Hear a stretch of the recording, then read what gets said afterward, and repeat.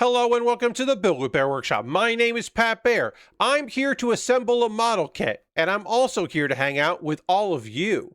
And I'm going to start things off by throwing the Bear Cave, the Lego, the Scythe, the Tier 2 blue emote in the chat. If you are currently a subscriber, you can reply with those emotes. If you are not yet a subscriber, you can say hi.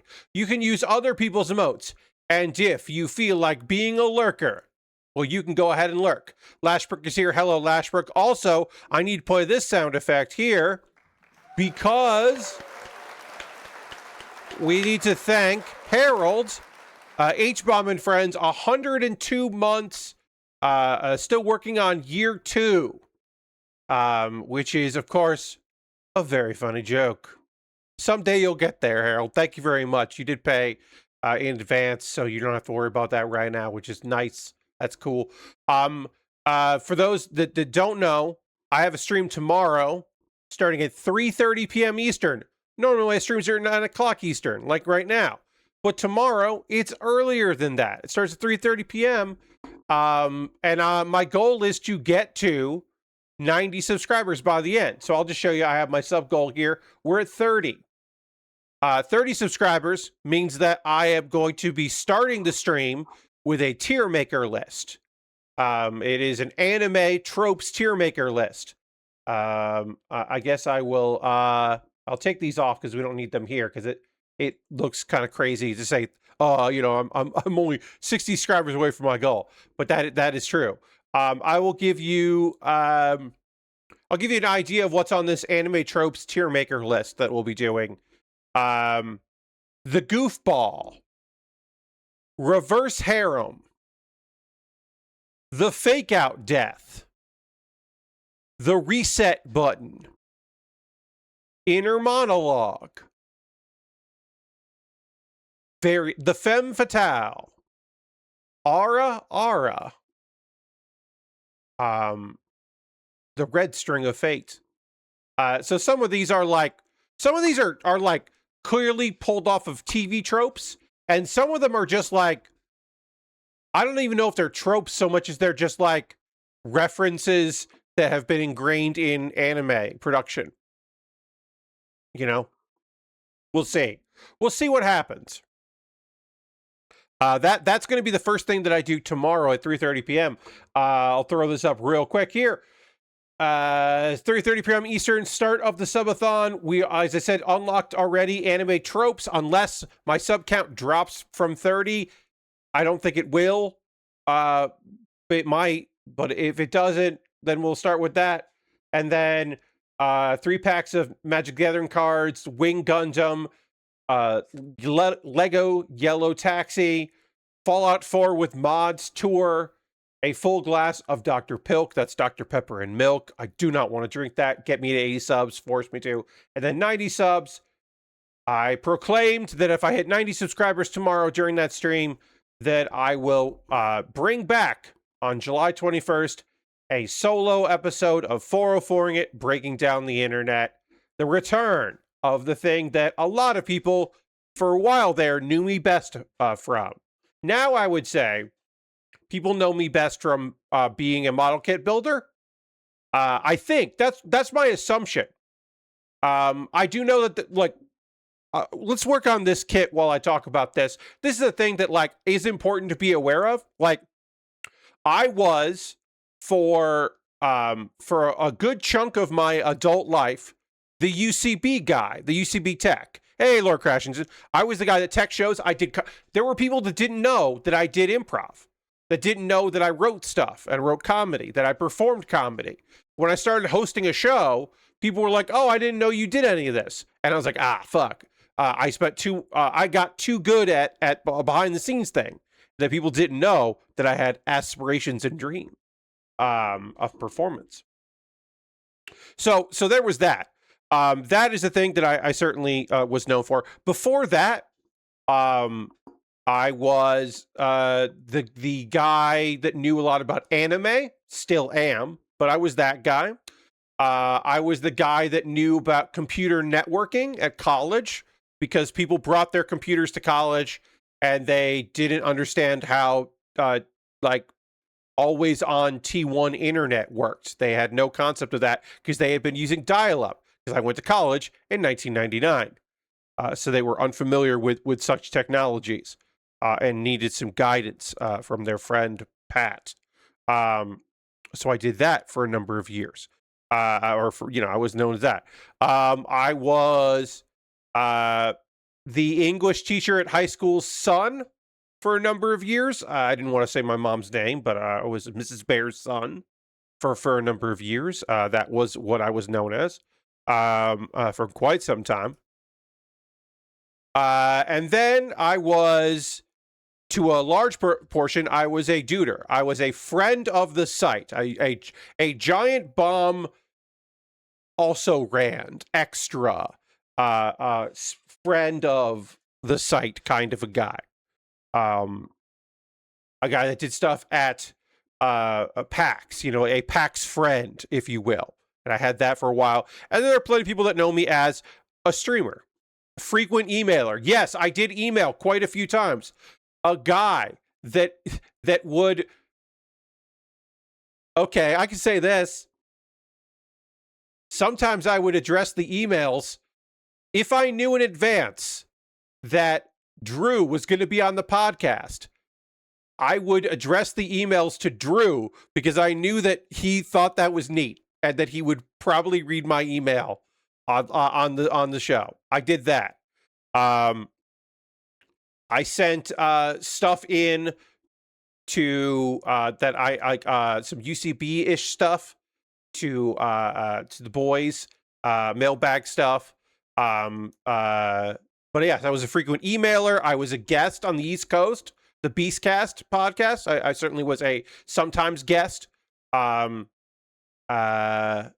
Occasionally on a live stream for charity. I definitely made appearances on occasion. My buddy Tim, we became friends because for a little while, his day job at Vice was podcast producing. And so he produced a Waypoint Radio podcast for frequently before they realized we don't need a podcast producer. Do it yourself. That was his job, one of his many jobs. And that's how I met Tim. And then, of course, he was doing that as a day job. That wasn't his goal. But it is very funny because it was just like, oh, yeah, you were on a podcast and you talked about anime a lot. I was like, yep, I did. I did, Tim. I did quite often. That is definitely how you got to know me. But yeah, I've had like variations. I would say now, many people know me as a streamer. They know me from model kit building, from doing various model kit streams, of course, but also taking part in charity events. I think people know me from that stuff. And then also as one of Jeff Gersman's moderators. I think there is a whole slew of people that kind of know me best from that. One time special guest of a Wednesday stream. But yeah, I mean, that's like, there are a lot of folks that know me from various things and things. There was somebody that messaged me on Blue Sky last year, and they said, I just followed you on Blue Sky. I only know you from the panels you did. I only know you from the panel you did for a couple years at PAX Unplugged. You haven't been to PAX Unplugged in a while. And I was like, wow, that's so specific. You didn't see the wrestling panel I did once at there. You've never seen me at any other PAXs. You don't know that I've done improvised postmortem at other PAXs, and they're about video games. And sometimes game makers were on that instead of, well, game makers are also on that one. But to me, that was like very interesting. I was like, that's all you know me from, is like you went to one panel and then you looked for the panel again the next year and went to like 3 of them, all of them. I was like, that's so specific. That's the only thing you know me from. That's so weird. That's kind of cool. And so I said, I do other things.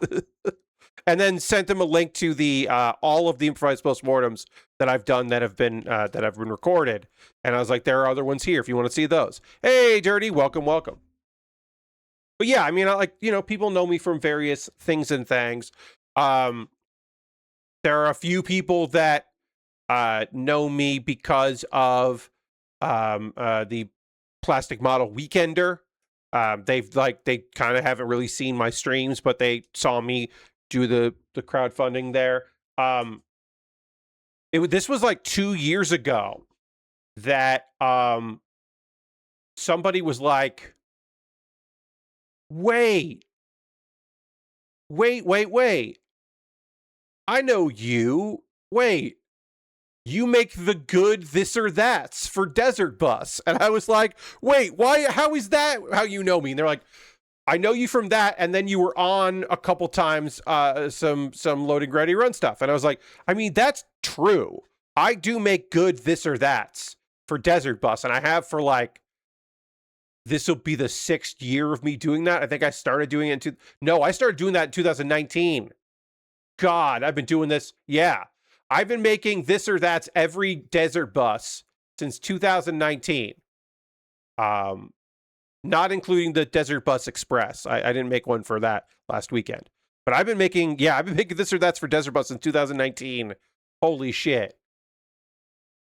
God, that's a long time. But somebody recognized my name from that because they watch this. The Desert Bus basically puts almost everything on their YouTube, and they have playlists, so you can watch all of this or that. And so that's their background stuff, and they saw my name, recognized my name enough that they saw me in something else, another chat on a Twitch, and were like, "Oh, I know you from that." And I was like, "There's so much more to me than understanding that anime organization or wrestling stable. There's a lot of legs to that." There is. The one I have for this year, I think I thought of in January. I was like, oh, this is the one I want to do. I want to do this. I want this to be the this or that I'm doing. It's wrestling related. So I checked out that Ocean Vale site. Found it weird that the safer work versions of this season's anime that came out was only 4 minutes long, and also stupid that you lose access to the site content as soon as you cancel the renewal. Yes, I mentioned that in you know what? I don't think I mentioned that in my deep dive for Anime Club because I hadn't canceled it until after I made the video. I think I might put it in the text, but yes. So Japanese websites used to do that all the time. That when you cancel, you lose access. You don't cancel, you cancel, and then you still have access until the next billing cycle. That's most websites do that have subscriptions. Japanese wrestling streaming sites finally got around to doing that like a couple years ago. So what you would have to do was, if you wanted to still have it for the month, you would have to remember, you'd set yourself a reminder. We used to do that for Wrestle Kingdom, which is a huge wrestling event for New Japan Pro Wrestling. But like, you didn't really watch stuff outside of that. There's more English commentary now than there used to be, but there wasn't for a long time. And so you would just set yourself a reminder, and then like people will be like, "Hey, reminder to cancel your sub because like you want it for you want it for the whole month, but you want to remember when it's up." Japanese sites also used to do something where renewal was on the 1st of the month. So subscribing was full price. If you subscribed on the 19th, you would get billed on the 1st. You wouldn't be billed every 19th or 31 days or whatever. They'd bill you on the 1st, but you'd still have to pay the full amount. So if you wanted to subscribe, you have to sign up on the 1st and cancel on the 31st or 30th, depending. They used to fucking do that shit. So, Ocean Vale does that. Now, I haven't checked to see if Ocean Vale still only lets you pay through PayPal. But when I signed up to check it out, that was the case, that it was PayPal only. And they weren't taking credit cards. And I was like, oh, that's That whole thing is shady. So much of that site is just unbelievably shady, which makes sense because they are a adult entertainment studio that now has a streaming service. So yeah, it kind of makes sense that there's some questionable stuff going on at that particular website. Ocean Bell. That's amazing. Yes. In the words of Hugh Hauser, it is. God, yeah, Oceanville is it's one of those things where I was like, last season, not spring, I should say, winter season, there were 3 isekai that were all 3. There were obviously a lot of isekai, but there were 3 gay isekai, 3 BL isekai. And that's crazy because I can't think of a 4th BL isekai. I can't think of one. I can think a lot of gender bent, but I can't think of a 4th one. And 3 came out. And I was like, well, I should watch all 3 of them. And I realized one of them was on Ocean Vale. And I was like, maybe I won't watch that one. And I didn't watch that one. So I don't know if that one was good or not, but I bet it wasn't. All right, so we got these done here. Working on our legs. It's leg day here. Okay. So there's some updates to some stories that we can do tonight to talk about here. There was a big reveal of some stuff that I guess we should talk about here. The first one I want to talk about is an update on a story that we have chatted about here previously. Of the French Workers Union, STJV. They have been fucking really pissed off at Quantic Dream for a number of issues, mostly stemming from layoffs, but also issues with management, issues of abuse levied against higher ups, but also just general mismanagement and mistreatment.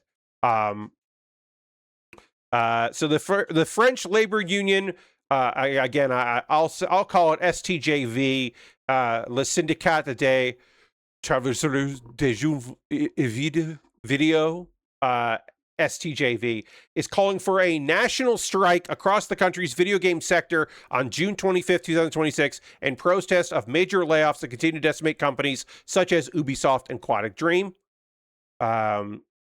So they're going beyond. They're saying, hey, all our members should be striking. And it will begin with a picket outside the Paris office of Quantic Dream. Last month, canceled Spellcaster Chronicles confirmed it was preparing to downsize. The studio could eliminate about 115 roles, which is a quarter of its work, which is basically a fourth of its workforce in France. That is what they're looking to do. There's a union statement. After years of warnings about particular difficult working conditions and securing convictions against numerous companies for their illegal activities and shortcomings, studio closures and layoffs plans are now multiplying in France and abroad. Let's not fool ourselves into thinking these factors are unrelated. The failure of our leadership to train and retain a skilled workforce, their repeated abuse against workers, their deep-seated stance against unions, their incompetence in project management, and their inability to listen to warnings have all directly led to the current situation. The crisis was avoidable, but our bosses chose to drive blindly towards disaster. Also, the STJV is demanding that the French government stop subsidizing video game companies without adequate oversight,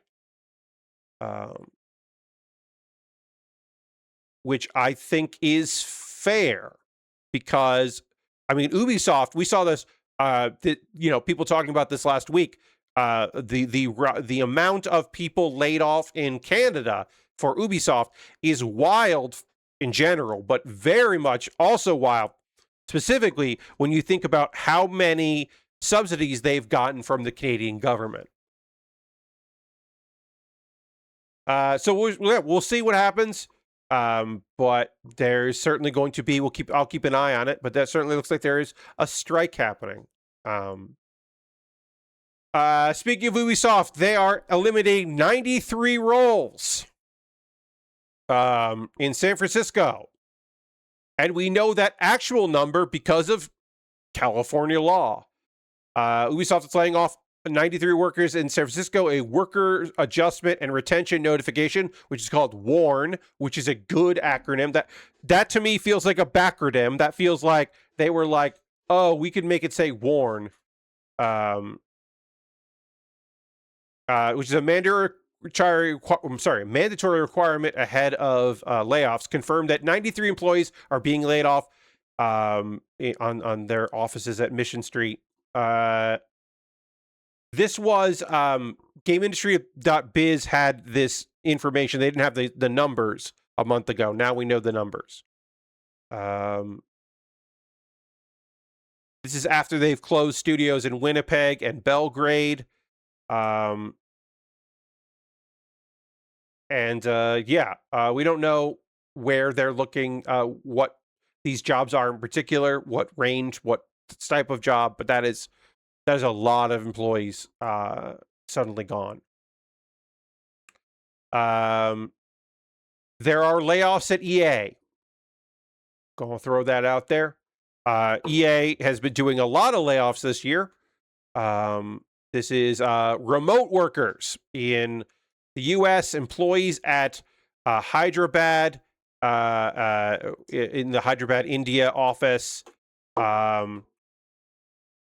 Trust and safety, IT, customer support, and recruitment.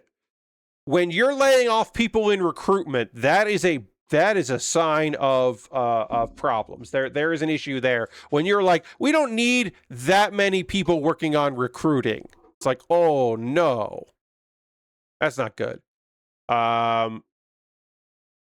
This is the third round of layoffs in 2026. They let go people in Battlefield. The Battlefield division, which is Criterion, DICE, Ripple Effect, and Motive. In February, they laid off a bunch of people at Full Circle, who made the most recent Skate. And of course, there is a looming buyout, the $55 billion buyout from a private consortium.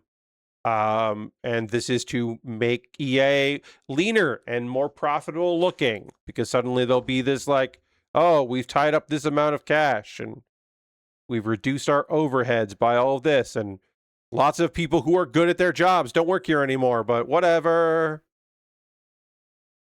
When has that ever been an issue? How could that bite us in the ass? Who can say? Kabam is consolidating its LA office and making layoffs. They are the folks that make Marvel Contest of Champions.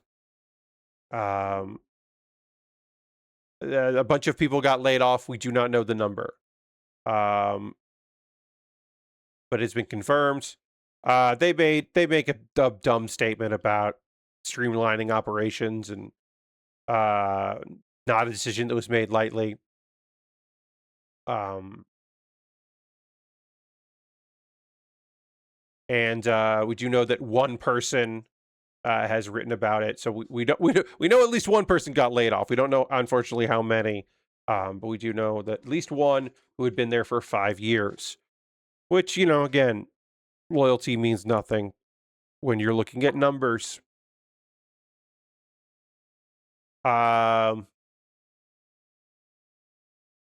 They own a number of small studios, so hopefully shit will be okay. They're a mobile specialist. This is an odd story. I didn't hear the first part of this. I've only heard the shit. Okay, fine. Reaction to it. But I did not hear the first part. So apparently, y'all know Halo Campaign Evolved is coming to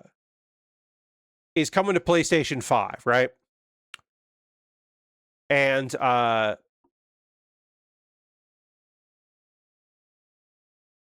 apparently they fucked up.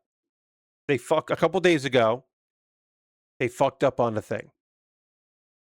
There was a post on Halo Waypoint where they said something to the effect of, the remake will require both players to have PlayStation Plus and be linked to a Microsoft account, even if they just want to play the game's offline missions together. If you wanted like co-op, you would need, and you are on the PlayStation, you would need a PS5 account, or you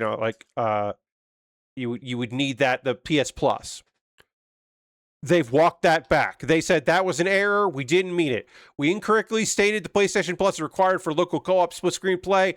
Local split screen co-op requires a PlayStation account for each player, but does not require a PlayStation Plus account.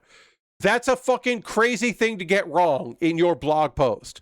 Because there will be people who'll be like, oh, so I don't want PS Plus. I wanted to play Halo on my PlayStation and have my friend over.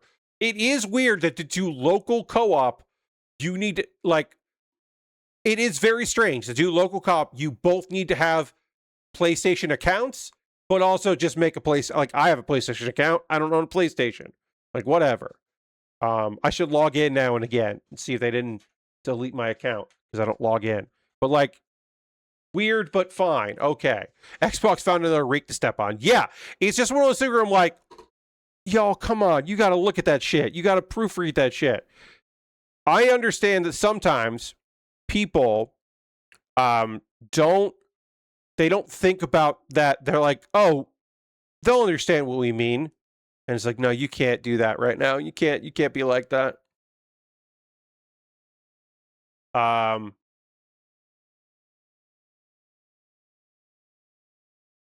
a lot of people were just like pissed about that. No, you just have, yeah, if you just have to, yeah. They meant to say both accounts will need to have a PlayStation account and be linked to a Microsoft account. Having these active PlayStation Plus subscriptions will also provide access to online co-op play. So it sounds like you do need online co-op. If you want to play online, you have to have PlayStation Plus. And like, I get that. I think that sucks, but I get that. But if you want to just have a friend over and play some Campaign Evolved, you can do that without an account. And I'm like, that's probably the right call. I think that's probably the right call to go. We'll see. But yeah, that is finding a rake to step on there. It is an unbelievable, like, complete and utter fuck up there. Wild fuck up. Okay. The Steam machine has a price. Valve's Steam machine has a price. I want to say something right now. It's a lot of money. But also, of course it fucking is. People really thought that Valve was going to somehow... Valve, a company that only makes a couple pieces of hardware, really thought that Valve was going to find a way to make that machine not cost a lot of money. And look, when I talk about how much things cost, I am not pleased about it. I am not happy about it. I am not here to simp for Valve. I am merely here to inform you that video game consoles are never going to be affordable again. They just aren't. They just aren't ever going to be affordable again. By the time video game consoles become affordable again, you will be done playing video games. It will be in your lifetime, but you won't be playing games. It is going to be decades before they are affordable again. And a living room game computer that is sleek and looks cool and has everything together, and you don't have to go to PC Part Picker, and you don't have to wait for deals, and you don't have to buy RAM that isn't the RAM you want, but it's the RAM you can get. and all that other shit, you just buy it. It's already, actually, honestly, a pretty good fucking price. Like, yes, if you just got all the parts, comparable parts that's in there today, if you went out there, you could save some money. It wouldn't be $1,000 for you. It'd be $800, $900 to do something comparable. It would not be in that box. It would not be that sleek. It would not have the Steam OS already installed on it and it already ready to go, turnkey for you. It would not be that. But it would be cheaper. For sure. PlayStation. Sony loses money on every PlayStation 5 it sells right now. Xbox loses money on every... Microsoft loses money on every Xbox they sell. You can argue that they will make money back on games. That if you buy a PlayStation 5, which they lose money on, they are getting you in the door to their ecosystem and you are buying games for that. That is a harder sell for someone making a PC. I just need to find a way to play my PC games on my living room TV. Yes, Harold. Like, again, like, I trust that you will be able to do that if that's something you want to do, right?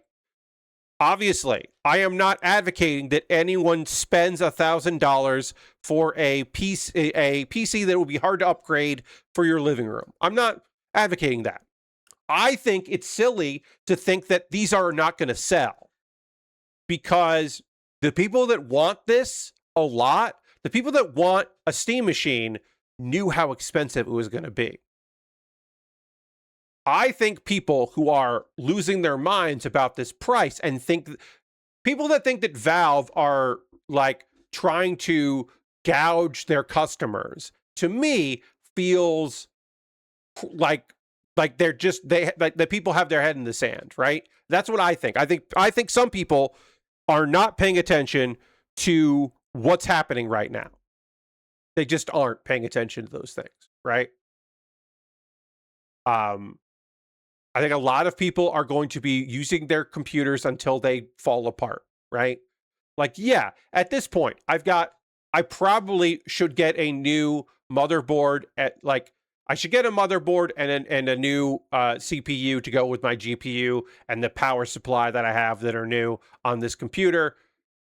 I should, and the new SSD that's on this computer. I should just probably make those other upgrades. Fuck that. That's so expensive. I want new monitors.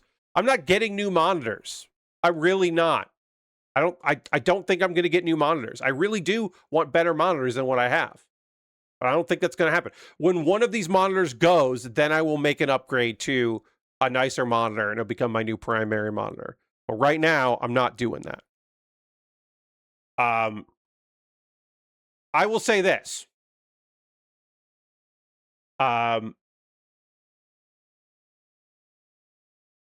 Steam 3.8.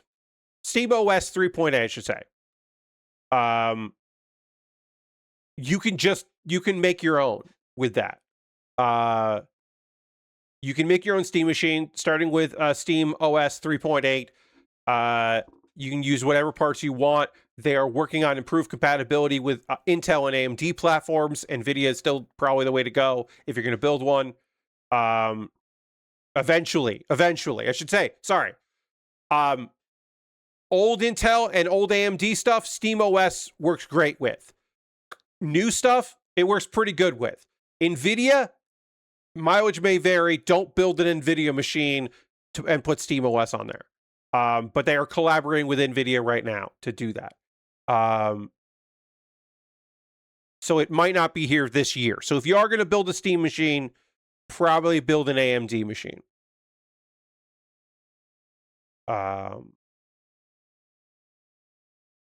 And they're working on that because so here's the thing. The point I was making earlier was Valve does not want to make a Mac Mini. Right? Like, for a long time, for a while there, that was a lot of people's like first Macs was a Mac Mini. Mac Minis sold for people who, some people bought Mac Minis to just throw in a closet and to be a cheap, easy to run like home network thing. Some people bought it to be their living room computers, or some people bought it because it was just a cheap Mac. It was an inexpensive Mac, and you could just have a computer, and it was like you didn't need all the stuff that Macs did. Valve could make a Mac Mini if they wanted to. They don't want to do that. They want to make a thing for you to, well, one, they want you to buy more games on Steam. That is their major thing, right? That is what they're trying to do. You know, they want you to buy games on Steam and keep playing those games. If they can get you to have a computer in your living room so that you play games there, great. They're very excited about that. If they can get you to have a Steam Deck and a Steam machine and your own PC, they would love that. They would love you to have multiple ways to play those games so that you keep buying games on there. But at a certain point, if they are making a inexpensive console experience that they're subsidizing,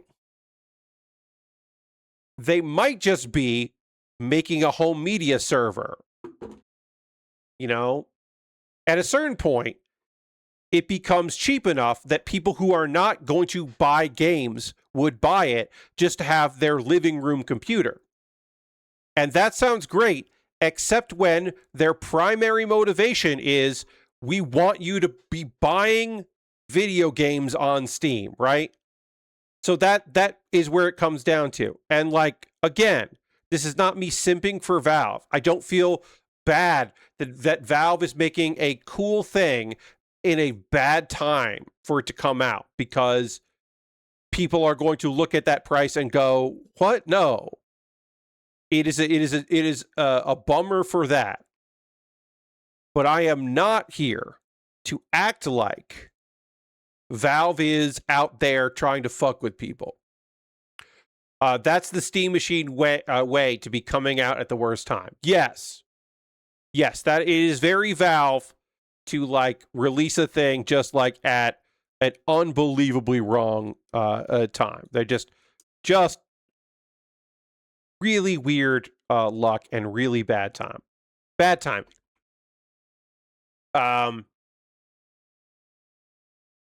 But yeah, making your own might be the way to go. You might be able to, and honestly, if you're making your own computer, your own Steam OS, you're running Steam OS on it or Linux on it, and it's just going to be for games in your living room and it can be 1080p, like, you can make something that is worse than a Steam machine, power-wise. You could take your old computer and put it together with some stuff and make your own thing. And theoretically, the Steam machine is for people that don't want to do that shit, that don't want to build a computer or put things together, that just do want a turnkey solution, that are like, I have some Steam games, I would like to play them on my PC, but also I'd like to play them on my in my living room. It's a mess, but I don't think, like I said, I don't think that it's fucked up. I also think that people are going to fucking buy them. I should say that the nights here, Steam Machine, the 512 gigabyte is $1,050 US. A bundle with the controller is $1,128. The Steam Machine with a 2 terabyte is $1,350, and the Steam Machine 2 terabyte and Steam controller, which comes with 2 face plates, so you get your exclusive face plates, is $1,428. And they're going to sell out, because also they're not going to make a lot of them. They're always going to be sold out and always opening some amount of pre-orders or orders because they can't make them too fast. They can only make them so fast because, like, shit's fucked right now. You know, it's just like they'll do what they can. I think they'll be fine. Maybe it won't be the crazy rush but I still think it will be. I still think people are going to be like, I mean, yeah, I want one.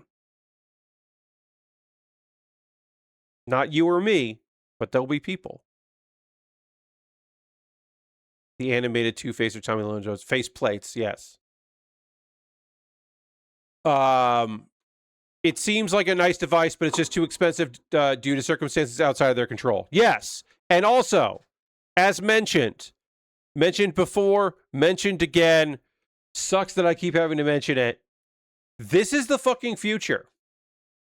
If there is another Xbox, I think there will be another Xbox, but that is, I think there will be another Xbox. That shit's going to be incredibly expensive. The next PlayStation is going to be unbelievably expensive. Nintendo might fucking ride this shit out and not put out a sequel to the Switch 2 for a decade. They might just fucking ride the Switch 2. The Switch 2 also will go up in price again. There's, honestly, and I'm sorry, but it will. The Switch 2 right now is cheaper than it's going to be next year. There will be another price increase. There just will be. There probably will be another price increase on the PlayStation 5. There might even be another, I don't think there will be another increase on the Xbox. Like, those are all coming. The consoles you own now, I hope you do if you want them, because they're going to be more expensive than they were, than they are right now. That is just what's fucking happening. It's just where we're fucking at right now. It's going to just keep getting expensive. The next Xbox and probably PS6 will just be glorified PCs like Steam machines. No, so Harold, like, maybe, but probably not. The thing is, they've already paid for a lot of the PlayStation 6 and next Xbox designs are already kind of done and have been done, right? Because they would, in another world, another lifetime, they'd be coming out now. It's just about how many can they get before they're ready to launch. Like, how many can they have in warehouses and storage before they release those systems. But, like, to me, it's like, I just think Nintendo might just wait it out. Nintendo I think, has a cutoff point of, no, if shit hits this number, then we just don't put out a console. And they might just wait it out. I don't know.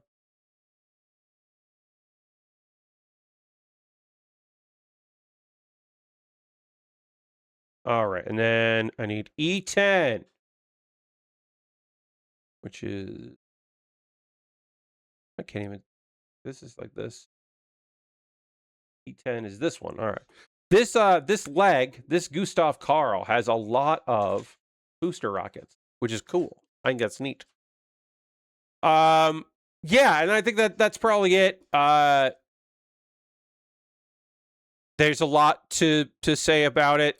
Smarter people than me will have a lot of comments about this, but, like, I don't know. Shit's fucked, y'all. It's really fucked. Like, I don't know. I don't know what to tell you. It's not looking good for the hobby, because shit is just unbelievably expensive right now, and relief does not seem to be in sight on these things.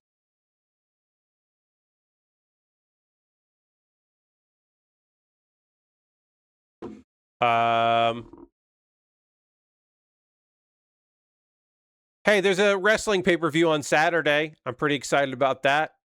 AEW's Forbidden Door is on Saturday. There are currently 9 matches on the main show and 1 match on the pre-show. I want to see this thing here. Was it said online that this was confirmed? Was this pre-show match confirmed online? Oh yeah, okay. So it was set for that. We do know who it is. Okay. I'll go through it. Just, mention these matchups here. We got a little time before the pause for the cause, so I can mention a few of these things. Let's see. It's got to go like that. This goes. Where's this go? This goes like that. Oh. Goes in here. Okay.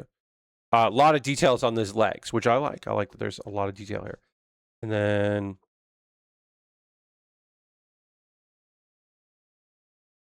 P117. Whoops. Okay, yeah. So, pre-show match. The women's tag belts are on the line. C17 is on here. Megan Payne and Lena Cross of the Divine Dominion are defending their titles against Thunder Rosa and a friend of hers from CMLL, which apparently is Olympia. That'll be a fun one. I'm happy this match made the show, even if it's on the pre-show, because I still think that will be a banger. It's a lot of good workers in that. And Olympia is not necessarily super tall, but she's very strong.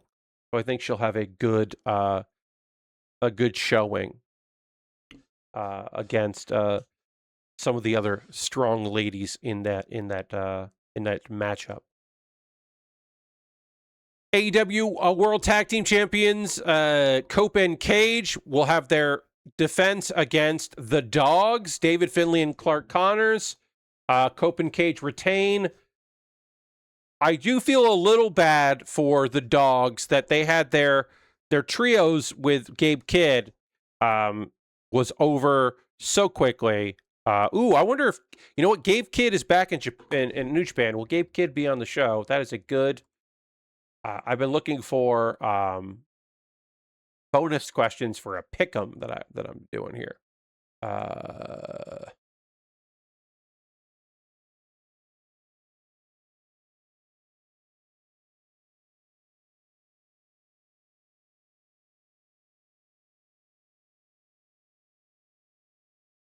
Okay, great. Will Gabe Kidd show up? I imagine he will, because he's apparently cleared to wrestle in New Japan, so I imagine he will show up and be fucking annoying. That's my guess anyway, is it'll show up. But I think Cope and Cage retain. I can't see them dropping the belts this early against the Dogs. The Young Bucks are in a trio. They're a three-way tag match against El Sky Team. That's Mystico and Mascara Dorada, and Unbound Company, which is Shingo Takagi and Titan.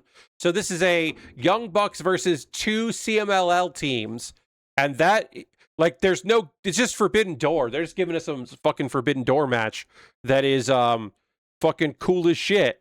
That's just cool as hell to be on there, that I was like, oh, well, fuck yeah, dude.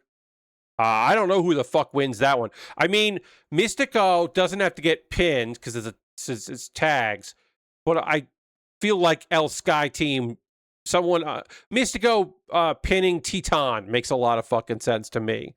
So I think that maybe is the match, how that's gonna go. But again, I don't fucking know. All right, so it goes like this. This goes into here. That. And then I need to put on A17 and A19. We are almost done with this leg. And then we got to do a little panel lining, but not like a lot of panel lining, but like a little bit. A17 and A19. This piece here. Then 17 is this piece here. These legs have a lot going on. A lot going on with these. Jon Moxley is defending the AEW Continental Championship against Bandito. Unfortunately, Jon Moxley retains. Maybe then setting up a feud. This is the wrong piece. This is the wrong piece here. Maybe then setting up a feud with Brody King maybe a Death Riders thing with them, with Brodito in the death against the Death Riders. I don't know. I think that match is gonna fuck. That match is gonna be great. Oh, it goes on this side here. Okay, but I don't know. I don't know what else to say about it.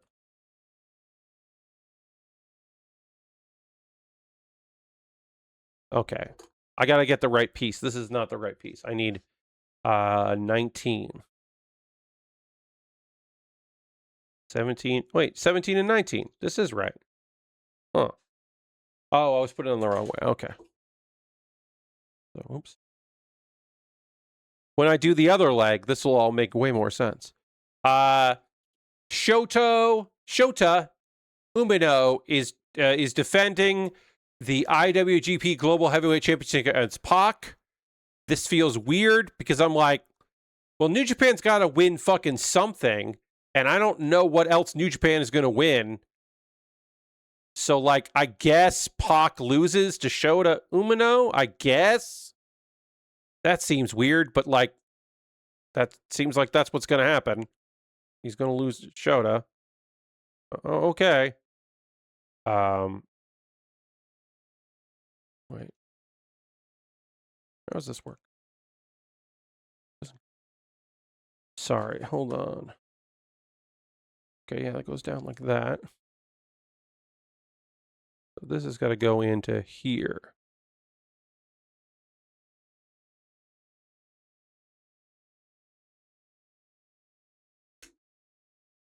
That felt bad going together.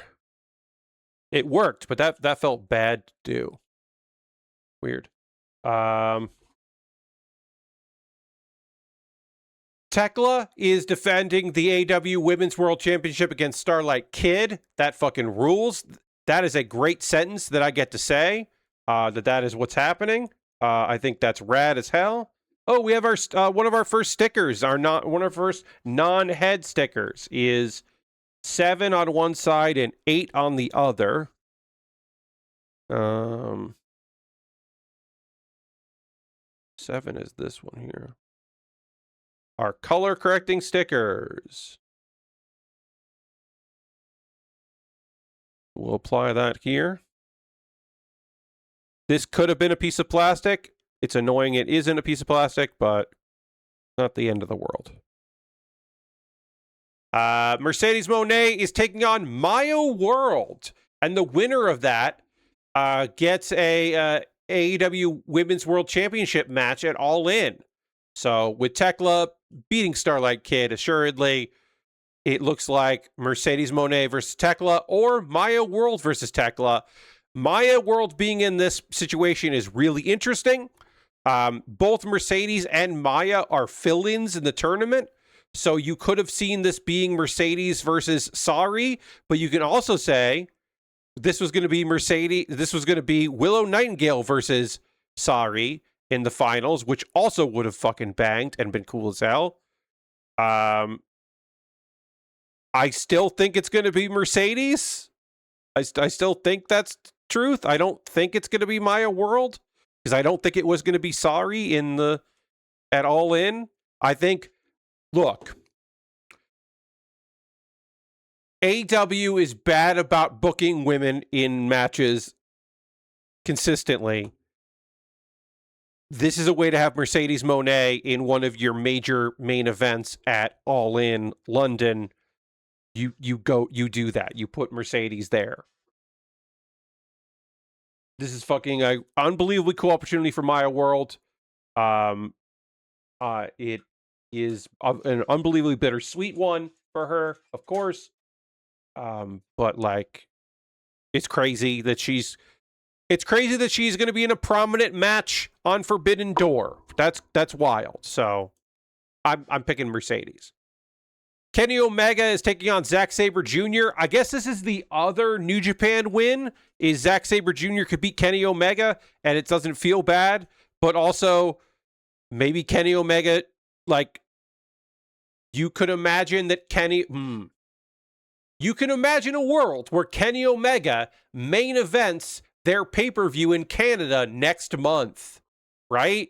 Like, Redemption, AEW Redemption is in Montreal next month, July 26th. So like literally a month after.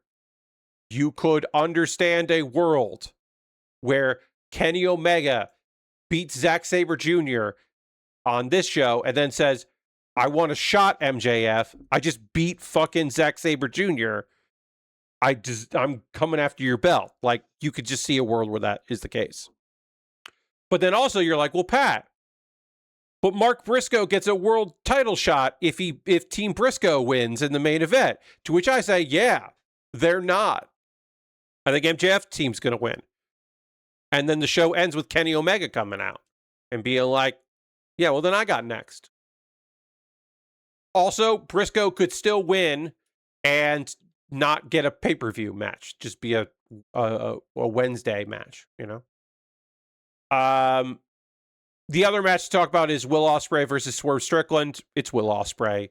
Will Ospreay is going to main event All In London. And to do so, he has to beat Swerve Strickland to do that. And he's going to fucking beat Swerve Strickland to do that. And I think he's going to face MJF. He could face fucking Kenny Omega. I think both those matches are unbelievable, crazy things. Like Kenny having a run that lasts very briefly is wild, but doesn't really need to be long. MJF versus Will Ospreay in London also makes a lot of fucking sense. These are things that all, I think, fit together pretty well. Other matches that could get added to the card. I'd like to see Mark Davis defend the national championship on the pre-show because the TNT belt and the international championship aren't being defended because those people are in matches. They're both in the main event. And the trios champions are also in the main event. So, like, those belts ain't getting defended. So I wouldn't mind seeing one of the other belts just be on the pre-show. I think LP is going to end up on the pre-show.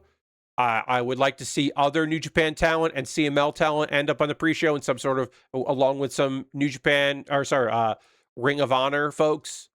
Just get some people on the card that aren't in any matches. Get the Radicals against a CML tag team, something like that. Some Don Callis family members that aren't on some Don Callis CMLL guys, because there are some. That could be good. I did the leg. I'm going to panel line the leg after the pause for the cause. Get my black marker out here. This leg took a long fucking time. It can open up here and reveal the rockets. We got some rockets that appear that you wouldn't see otherwise. You can kind of see the back one, but these you won't see until the leg opens up. That's a nice little gimmick that we got going on here. Oops. Why are you weird? Did I pull this out too far? Oop. This popped out. Whatever. That's fine. Little stickers. Yeah, this looks pretty nice. I'll panel line it after the pause for the cause. What's the pause for the cause, you might be asking yourself? Well, it's my opportunity to talk to you folks, sorry, let me just make sure this right here, about ways that you can support the channel and what I do here. Everything I'm about to tell you is optional. You are under no obligation to do any of these things, but if you would like to, that would be great. First and foremost, if you're currently a subscriber to the Bill Blue Bear Workshop, you can throw the Bear Cave, the Lego, the Scythe, the Tier 2 blue emote in the chat. Being a subscriber is the easiest way to support what I do here through cash money or using your Prime Gaming token. If you have Amazon Prime linked with your Twitch, you get a token. You can use that token for anybody. If you want to use it for me, that would be great. You could be like Harold and get a couple months in advance. Harold did several months in advance. Pay while you got the money. Don't worry about it later. That is a thing you could do if you wanted to. You certainly don't have to do that, but if you'd like to, you certainly could. You could gift a sub You could be like Harold and the BFM and give some subs in the chat. You're more than welcome to do that. We are currently at 30 subscribers. Tomorrow, I'm going to try to fucking hit 90. I'm going to try to hit 90 subscribers tomorrow, and you could help me get there if you wanted to get a jump on it. If you wanted to say that for my birthday stream tomorrow, I start the stream by doing anime trope tier maker list and then immediately crack some packs, some Magic the Gathering packs, you could, get me closer to the 40, the big 40. You don't have to, but you could. There are other ways to support what I do here. It's just that being on Twitch is the easiest way to do it because you're already here right now. But if you wanted to, you can just go to my Patreon at patreon.com/PatBear. Over my Patreon, there's a $1, $3, $5, and $10 tier. There are different rewards for the different tiers. Consider joining me on Patreon if you wanted to at any of those levels. There will be a Q&A that I will be recording this coming weekend, probably early in the weekend. It's the only exclusive content I make is my Q&A video that goes out to my patrons. Also, hey, I'm on YouTube, if you can fucking believe it. YouTube.com/PatBear. Over on my YouTube channel, you can subscribe for free, and please subscribe to my YouTube channel. While you're there, you could also become a member, and for just $2 a month, you'll get my Wednesday videos on Tuesday. So tomorrow, you'll get a video that other people have to wait a whole other day to see. That's pretty nice, pretty cool. We'll talk more about my YouTube videos in a little bit. Those are all monthly ways to support me. If you just want to throw something in the old bucket, the old tip jar, I've got a Ko-Fi and a PayPal, and you can make direct donations that way if you'd like to do that. Let's see. I have a Amazon wish list, if you can believe it. I have a backlog of stuff to build. This kit was bought off my Amazon wish list. The next kit I'll be working on was bought off my Amazon wish list. Thank you, Harold. Thank you, Chris, for this, I should say. Thank you, Chris. And then also, the next kit I'm working on is from Harold. If you would also like to buy something for me to build, perhaps you thought of perhaps that you would like to buy something for my birthday, because my birthday's tomorrow. I've only mentioned it a couple times. You could go to my Amazon wish list and see if there's something there you'd like to see me put together. On this wish list, I have model kits and Lego sets, inexpensive stuff, expensive stuff. I just put something from Gundam 00 on here that is a ridiculous model kit. It is the Zambiana, which is a wild kit. And also from Seed Destiny, I put the Legend Gundam. The Legend Gundam is just like a normal looking Gundam that also has a giant backpack that's like all guns and like a hover disc with guns. And it's like a pitch black kit with a lot of red accents. It is a kit that will require pretty much zero panel lining on it. The Legend Gundam. It's kind of like the Strike Gundam, but a cool color and a lot of extra parts on the back of it. That would be a fun build. I would like to do that. If you could buy that for me, and I'll build it on stream. That's it. My alternative Amazon is I have wishlist on Throne. I have updated that recently. See if there's something there you'd like to buy. And then if you want to support me financially, but it needs to be a convoluted, complicated way to do so, that's what makes you happy, then you can go to USA Gundam Store and buy a gift card. They will send you an email with a gift card code in it. Then you can send me a whisper here on Twitch or a private message to my Mastodon or on Blue Sky with that gift card code, and I will use that gift card code to buy something from a USA Gundam store. That's the promise. If you want to support me and not spend any money, join my Discord. It's a lovely place, and we would be happy to have you here. Couple video links for you to check out. Pat Bear's Anime Club, new episode up today for Pat Bear's Anime Club. This is the video that I recorded on Saturday. If you were not here live for the stream on Saturday, I recorded the latest episode of Pat Bear's Anime Club.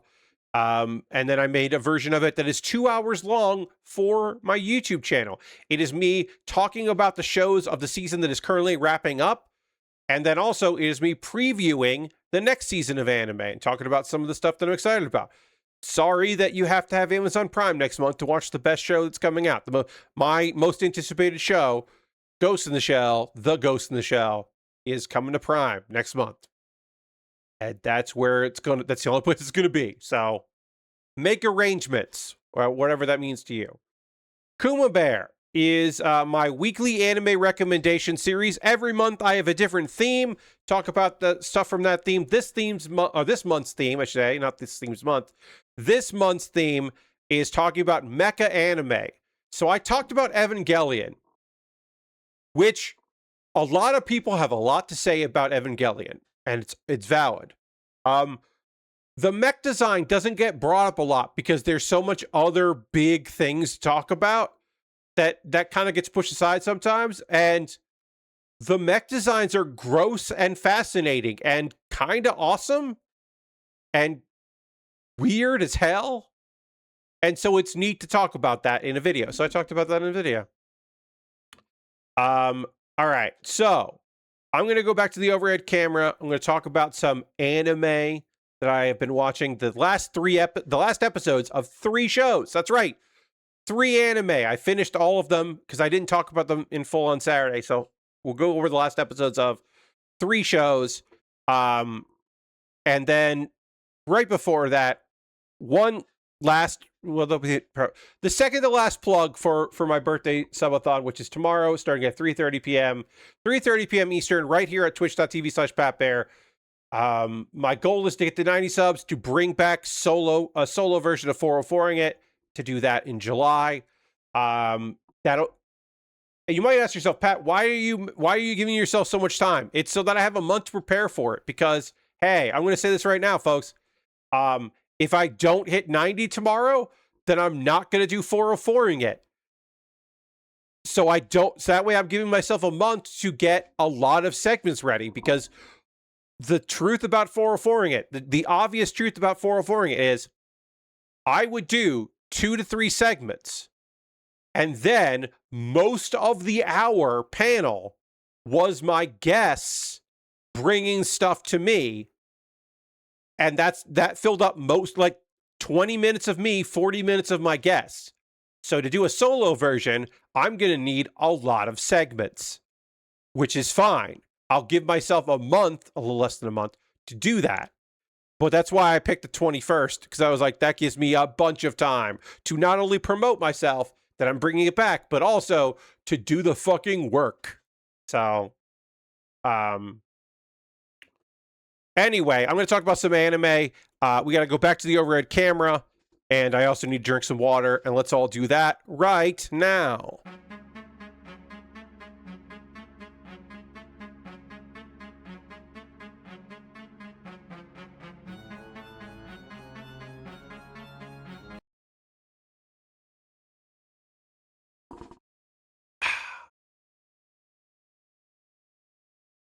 All right. The final episodes of An Observation Log of My Fiancée, Who Calls Herself Villainess, Always a Catch, and Kusunoki's Garden of Gods.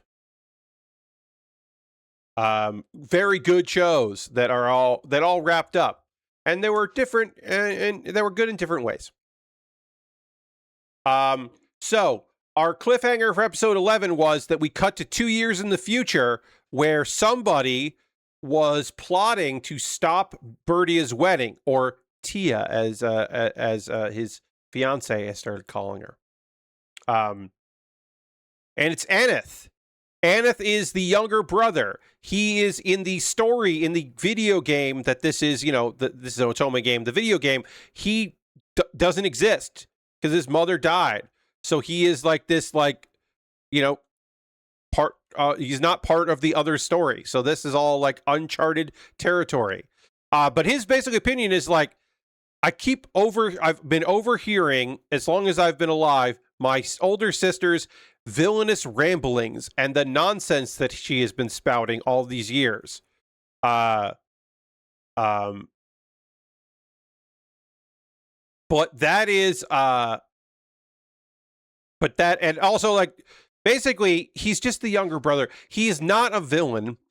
He just, like, takes his sister at her word, and he doesn't know how to deal with that.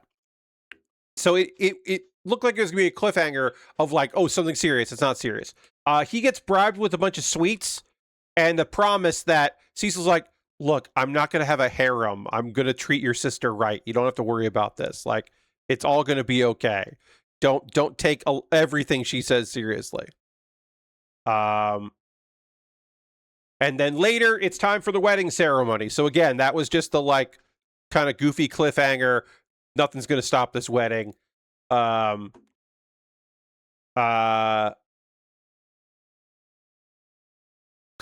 is back, which I was surprised about. I did not expect to see that show up there. Kuro passes Cecil one of Birdie's notebooks, which lists the things that she wanted to do on her wedding day.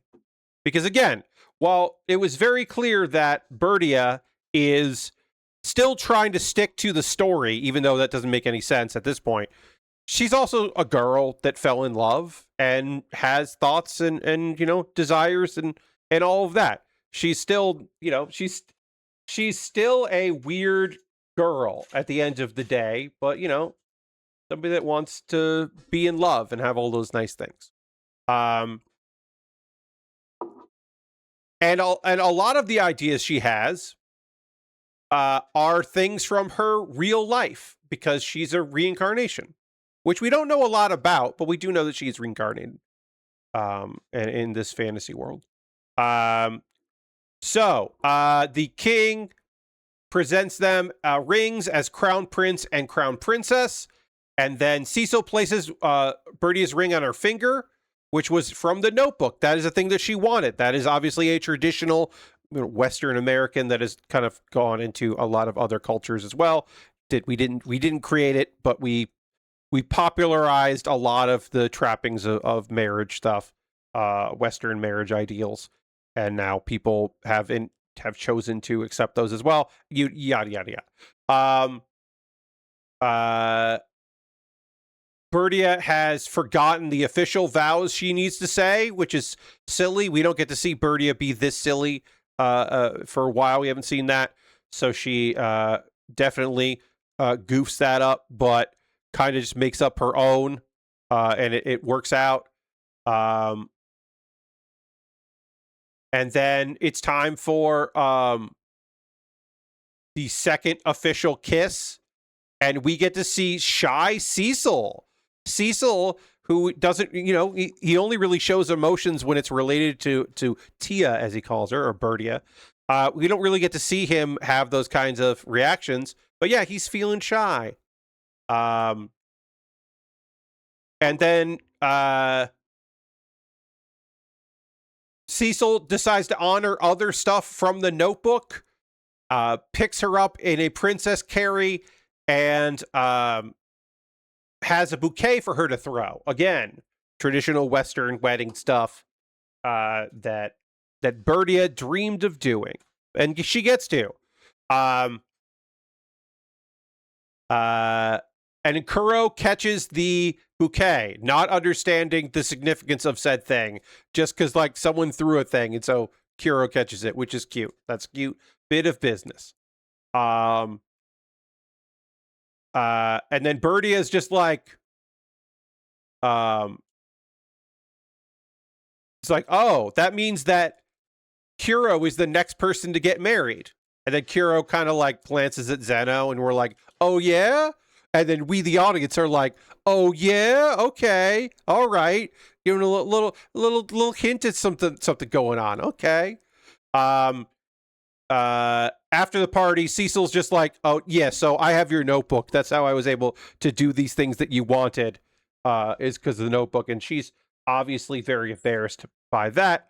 Understandably embarrassed, because he did read her notebook without permission, which is like, come on, dude. Don't be like that. But she's mostly just like genuinely embarrassed about it.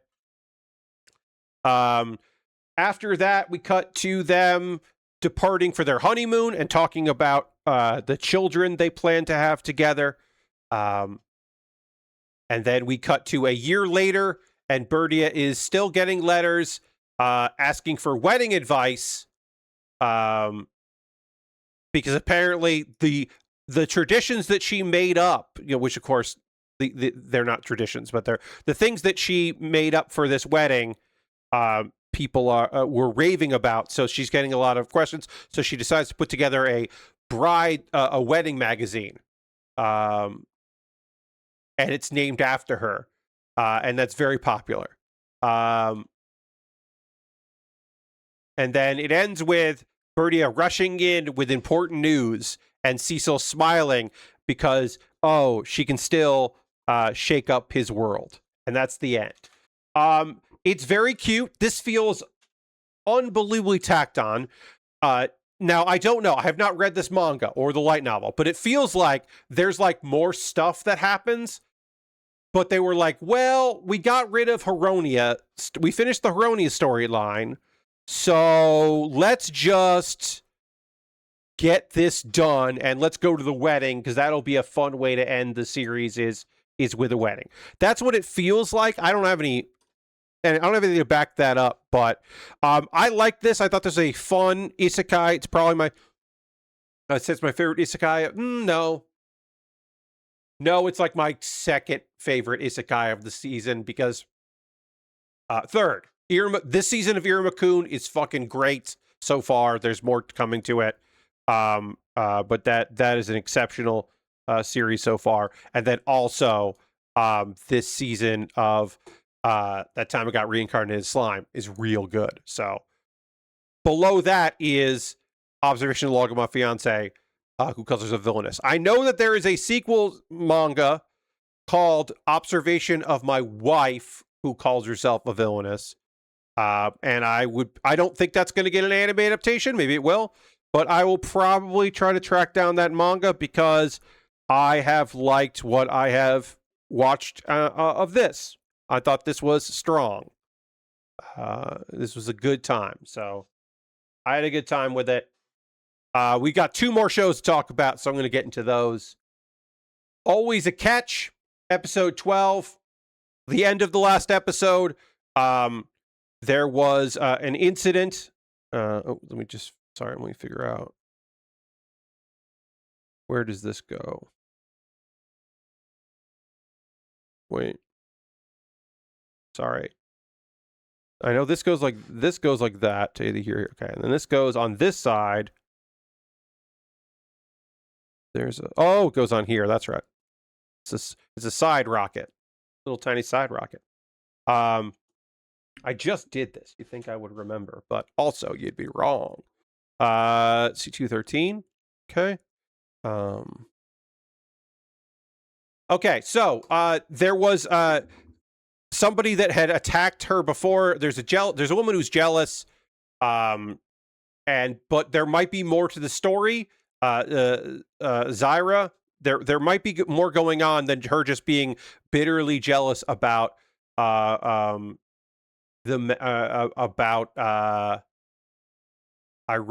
and what he was doing. So there might be more going on there. Also, there was a whole thing where our girl Maria got drunk and started whooping ass while she was drunk, and it was very cool. That was a fun end of that episode, was her just being like a wild, very active drunk, like really, really fucking going for it. Let's see. Raimundo evaluates Zarya's mental state while at the start of this episode, while our girl kind of remembers what happened as she got drunk, and she's got a hangover.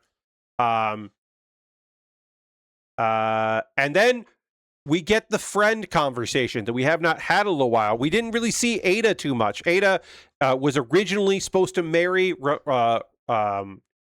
Renato. That got broken up, and then she ended up with her childhood sweetheart. But that has been a lot of trouble has come up with that, and she's been apparently this whole time dealing with that and not dealing with it well. She's not been handling the stress of all this and the secrets and all that. And she hasn't been eating that well. There's a lot of gossip, and it's been rough on her. And Maria supports her friend. She should have seen that. She hasn't seen that, and so she's sorry about it and promises to be there for her friend more. Let's see. Maria manages to dance with Renato, and a lot of people are gossiping about her because she's just like this girl from a neighboring kingdom they don't really know.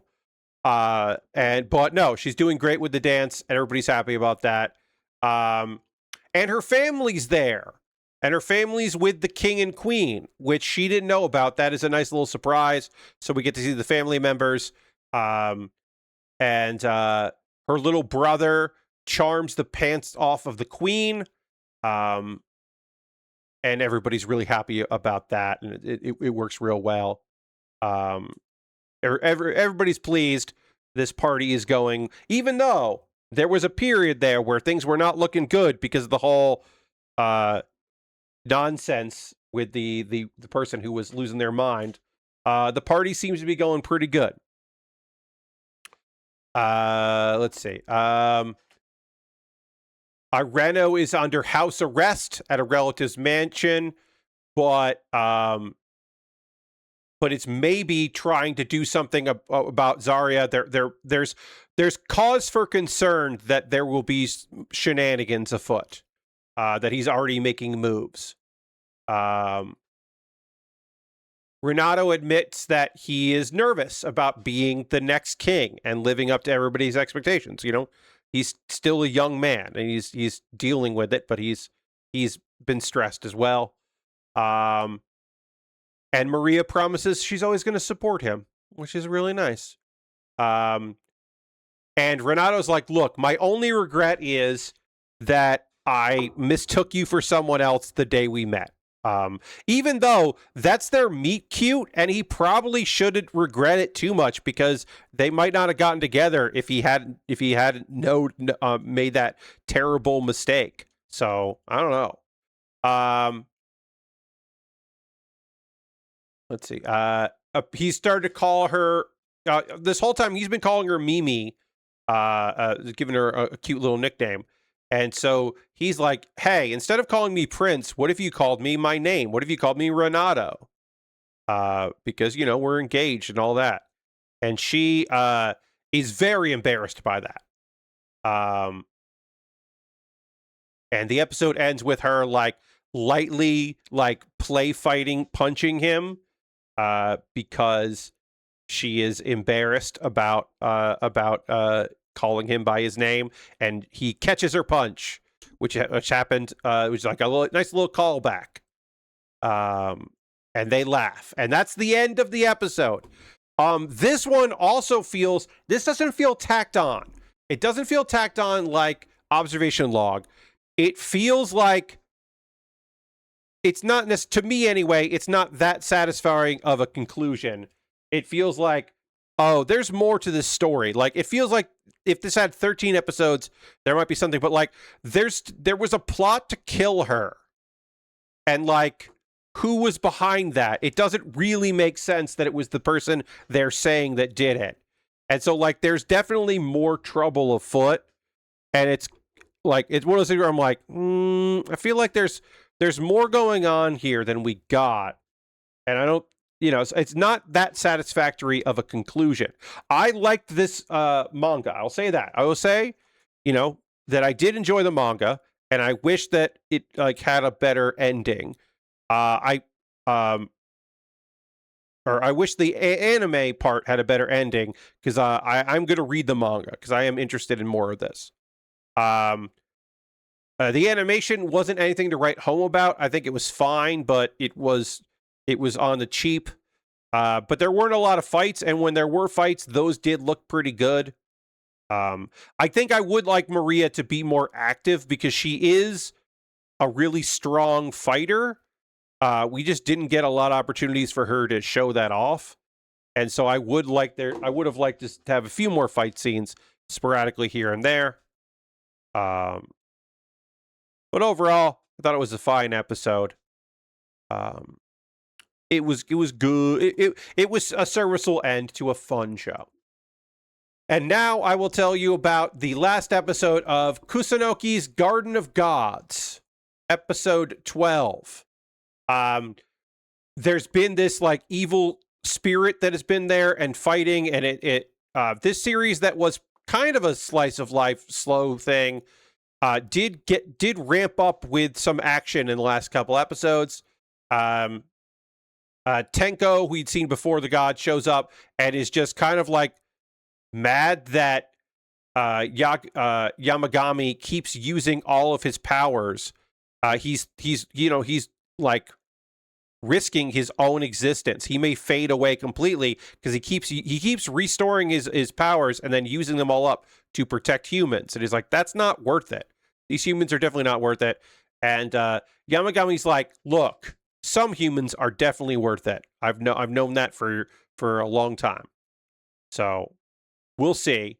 And he closes the evil dimension that was sending spirits out, but there are still a bunch of resentful spirits. And Yamagami can't fight those spirits right now because he doesn't have any power. Minato recovers the talismans that got scattered. And so he's like, okay, I can fight now because I've got my talismans back. And so he throws them at the spirit, but they don't make it past the miasma. So he's like, shit, what should I do? But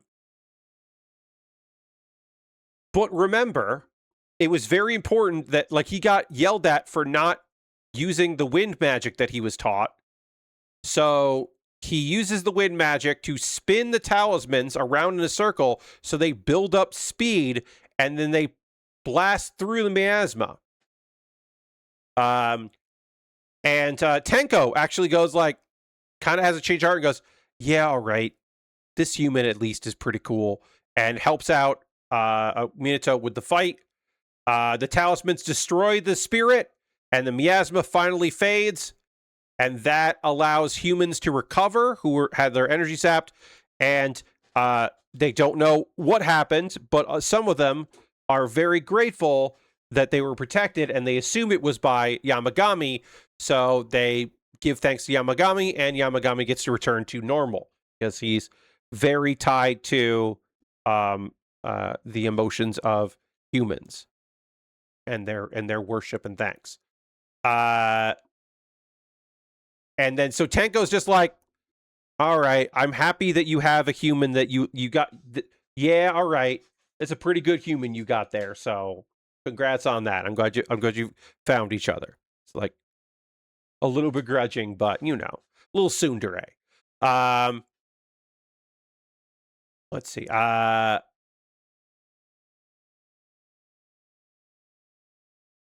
Ancho and Eno, the evil, the villainous scammers are they're trying to get away, but they get caught by that traveling put this right spot by that traveling exorcist, the one that told me Minato all those years ago that his writings were powerful and great. So they get caught, and then it's talked about later. It sounds like that they are living somewhere quietly, which means that they're probably getting punished, probably living off, and dealing with that stuff. So it's like, okay, well, that sounds good. All ends, whatever. All's well that ends well is the phrase I was trying to say there. Let's see. All of the good big spirits, the big gods of the mountains and stuff that were helped earlier in the season, they all show up for a drinking party to go hang out and to visit Minato, and including Yamato no Orochi and Amaterasu and Susanoo and basically all of the major gods that were around before that have stopped by before all come back. I don't know why, folks. This piece just does not want to go on. There it is. That did not want to pop on there, and I don't know why. Now it's there. So yeah, they all stop by to say hi and hang out and have a drinking party. Let's see. Harama, the good exorcist, shows up for some talismans because another evil spirit has taken over a nearby cemetery. And then we find out what the god. There was a god not too long ago that had been from the dimension with swords in it, the sword dimension, recovers enough in the form of a flying squirrel, an Ezo squirrel. And the end of the episode is Minato welcoming the squirrel to the garden of gods.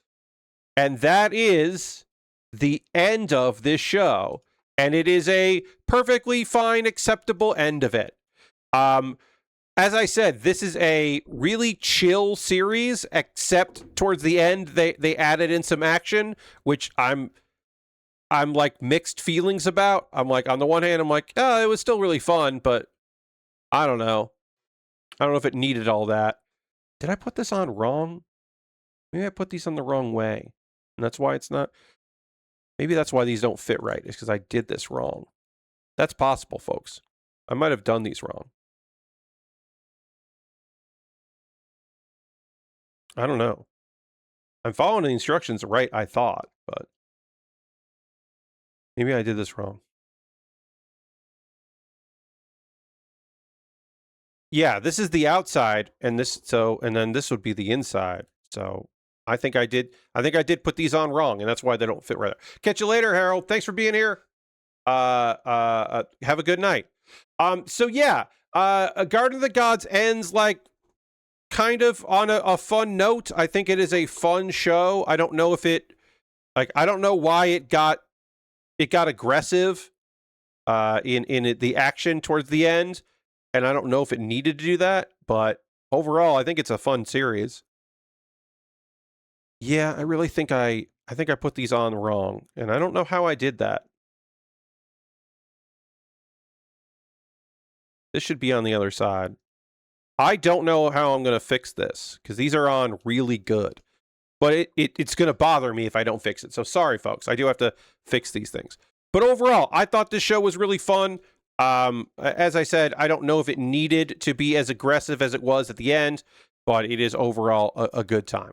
While I try to figure out this, I'm going to ask you, friends, what are you watching right now? What are you playing? What are you up to? What are you into? What do you got going on? We haven't talked since Thursday, so maybe some stuff's happening with all y'all.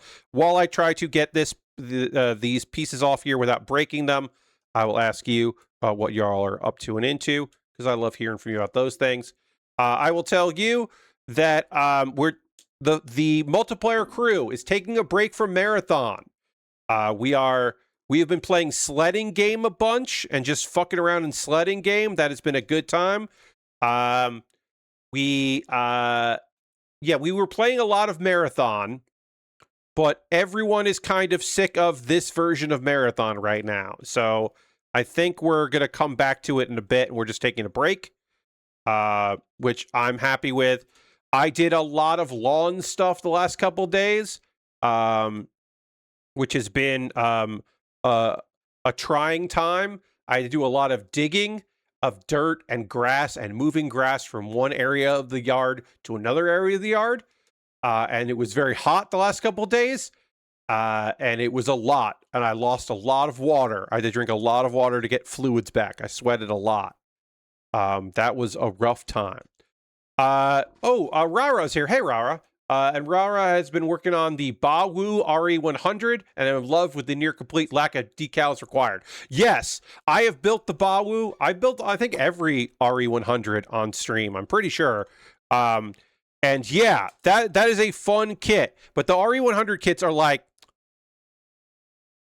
basically, it's just like, well, we would never make, like, Bandai's like, we'd never make this kit in a 1/100 scale master grade. So this is what you get. It's kind of kind of a high grade, but kind of not. It's like there's stuff going on. Huge decal sheet, but it's all typography. Yes. Okay. Yes. Yeah, they're not color correcting. They're just like additional things. Man, I don't know if I can get these side panels off. I put them on the wrong side, and it's going to bother me that they're on the wrong side, but I don't know how to remove them. Oh, there we go. I got this one off. Okay, so this has to come off and go on the other side. I think I can get this off on the proper side now. If I can get this other piece off, I should be able to swap them. I think I have to go in like this. If I go in like this, and I'm trying not to stress the plastic. I got to be careful not to stress the plastic here, but I think that's the way to remove them. These are set up so they don't come off, which is excellent because you don't want them to come off. But I got to try to get it off properly here. Again, I have to remove something that kind of looks like this, but is a different pattern of connector. But I have to do so without stressing the top plastic too much. So I'm just trying to wiggle my piece here, metal here. Other gaming stuff. You were considering getting the official Bandai piece separator. I do like that one, rah. I was using it a lot, but then I ended up just going back to. I have a very cheap tool set here. This thing I got. These are things to work on, like smartphones. And then I just took out some of the stuff I didn't need because the spudgers, all I wanted was a bunch of spudgers. I got a metal spudger here, which is nice for some things. And then I put other stuff in here, but it's nice to have this is a thicker spudger, thick spudger. And then I have a metal one, which I don't use that often. And I found that to be pretty good, but the official Bandai one's pretty all right. Dirty says, enjoyed a long weekend from FH6, Spacecraft, and picked up Luigi's Mansion 3 today. Ooh. Started the dub for a regular at Magic High School. Okay, so Dirty, I am not telling you to not watch the irregular at Magic High School. I am simply going to state that show is a great, like, power fantasy show of like the overpowered main character just kind of like always making the right choices and doing the right thing and using some cool powers. I will say that surrounding that series, also unquestionably awesome high school uniforms. Every character in that show that goes to high school has unbelievably cool looking school uniforms. And it's really great. That's top tier, and that doesn't get said enough. Because the thing about that show is that the main character and the other main character have a relationship that is unbelievably close and weird, and it's not explained in the anime at all why this brother and sister are so weird with each other. And then in the manga, they're finally getting to the point where they're like, hey, what's going on here? It's very strange. But it's also a good action series. I got to get my kit up.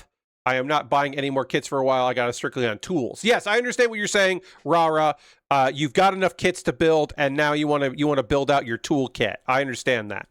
I have, if you're building old model kits, a screwdriver is kind of nice because there are some 90s kits that have screws. And so a little screwdriver is helpful for that. I have these tweezers. These are not good for plastic because they are jeweler's tweezers. So they're not good for plastic, but they are good for applying decals and water slides because you don't have to, like with regular tweezers, you are pressing and pressing and pressing to keep them together. With these, you're pressing to release.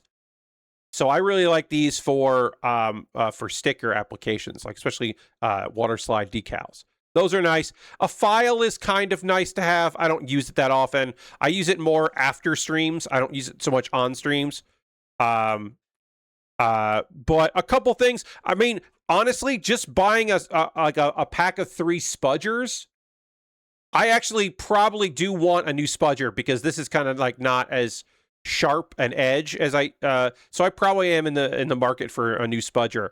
But just having a spudger is nice for like getting into weird spots, or like this kit doesn't have polycaps, but sometimes you can just throw a polycap on the end of the spudger when you're like pressing two pieces of plastic around a polycap, and that way you can kind of keep it steady, and then you're pressing around instead of like pressing together and then hoping the polycap sits right in the middle.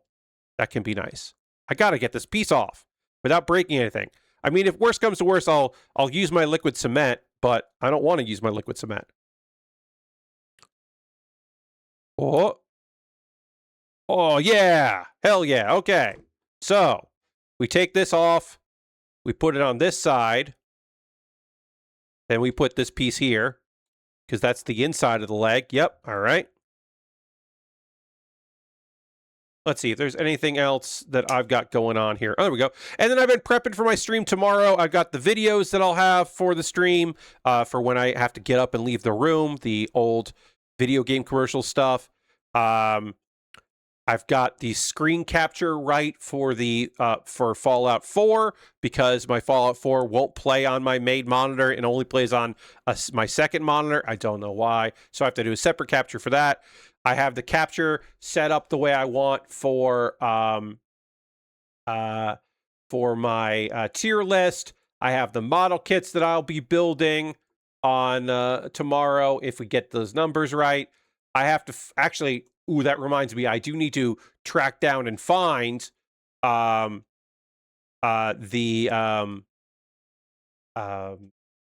Magic the Gathering packs. They're somewhere on my desk. My other desk. I just have to find them.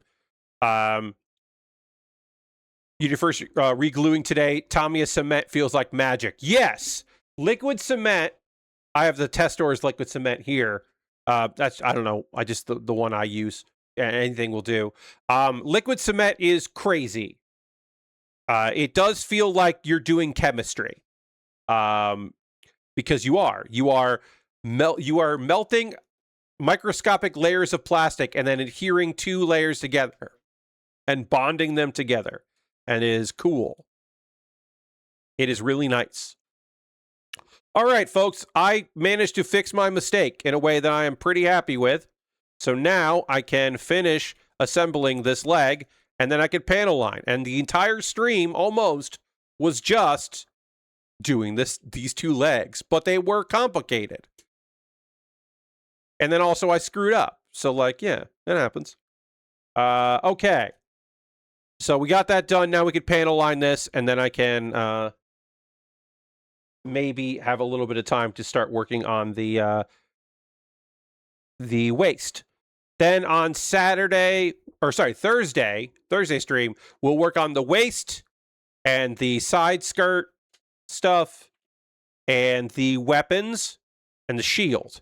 And we might finish, I think we're going to finish this kit. We might even start the next kit. Bokata's, was it Bokata's? Is that one? Or Sugoi's? A Gelgoog from G-Quux. I forget which Gelgoog it is. I think it is I want to say it is Sugoi's Gelgoog. Is that the one we're building? Let me look. Yes. Sugai. Sugai apostrophe S. Sugai's Gelgoog from G-Quux. That's the Gelgoog that looks like the GM or the Jun. So I am excited to work on that. I think that'll be a neat kit to put together. Yeah, I like those Gelgoogs. I have both of them. This was purchased by Harold, who was here and had to bounce off my Amazon wish list for my birthday, which is really kind of Harold. Shop owner always vouches for Tamiya and Mr. Hobby, so that's what I wound up with mostly. Really just glad I tried out God Hand sponges. Oh, yeah.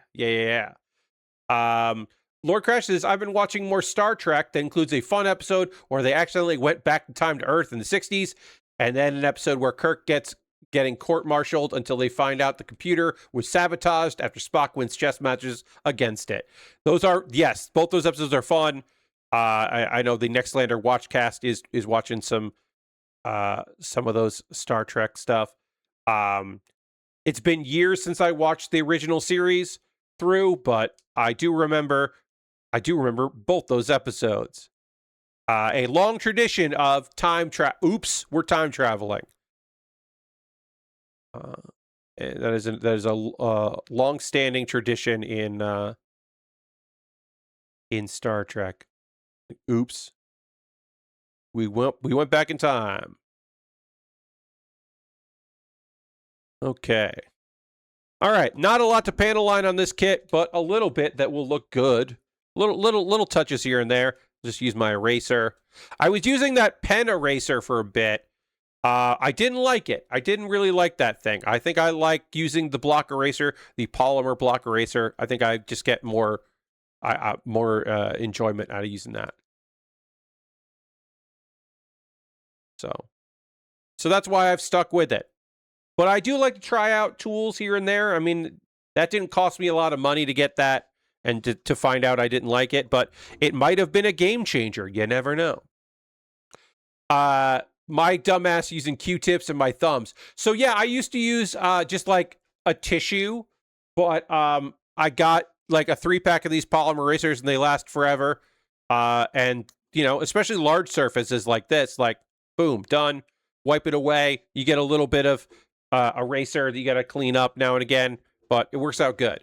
I was using this little like plastic like pen almost that had a little eraser on the ends, on each end, little nubbins, and you could replace the nubbins. And I was like, this seems wasteful, and I kind of like my eraser. If it's a hard to reach place, I will just use like my fingertip if the eraser won't fit in there, but most of the time it does. We got a little bit of time left. Let's get even though I don't like doing this late, we're going to get a sticker onto a piece of plastic. Because this doesn't seem like a hard sticker to do. It's just a little sticker that goes on here. Little asymmetrical sticker. Non-centered sticker. We only have 3 stickers left, and they're going to be on our weapons and our body here. And then we have this one marking sticker, which is not a water slide, but it has like it'll have like a bit of a background. It's the same one that's on the chest here, or the same kind on here. These are not water slides, but they are not traditional stickers either. They are somewhere in between, and I like them. I like not having to use a water slide. I think they're pretty cool. You know, the benefit of the water slide is that you can fix your mistakes with them.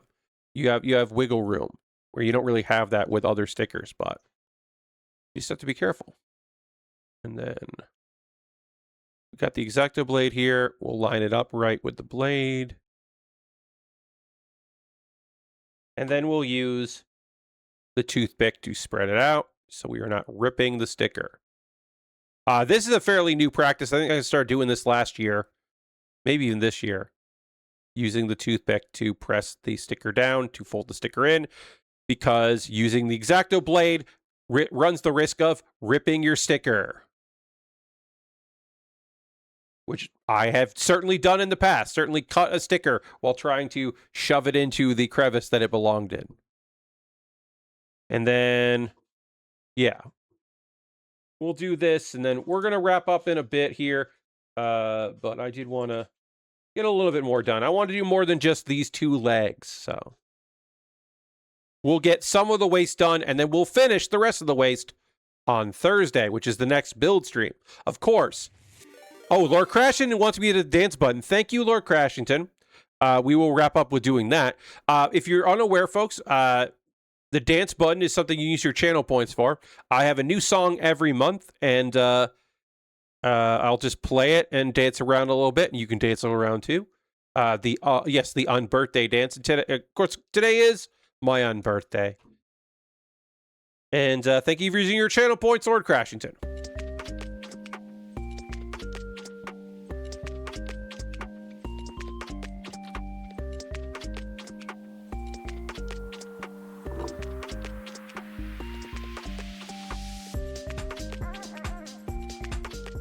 And of course, I'll have another song in July.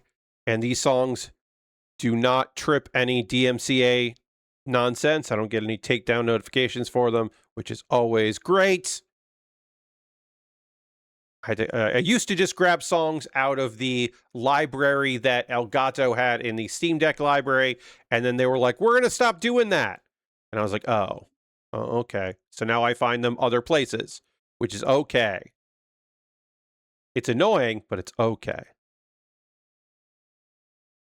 I had to quickly make sure that I got all the stuff from Elgato before they stopped doing that stuff. I understand it. That is an expense and is a weird thing to like make those deals that didn't blow up for them. So they were like, why are we going to keep doing this? Like, I understand it. I don't like it, but I understand it. Why isn't this piece working? Am I doing it wrong? No, that's not wrong.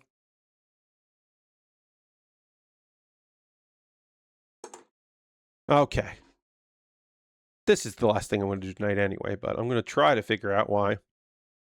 Okay, so that goes in like that. And then this will snap in here. Now, why don't you fit in? You should. You should just work correctly. It's clear that I'm doing something wrong, but it's like, what is that thing that I'm doing wrong? Like, what is it the wrong way there? That's possible. It was. The problem was me.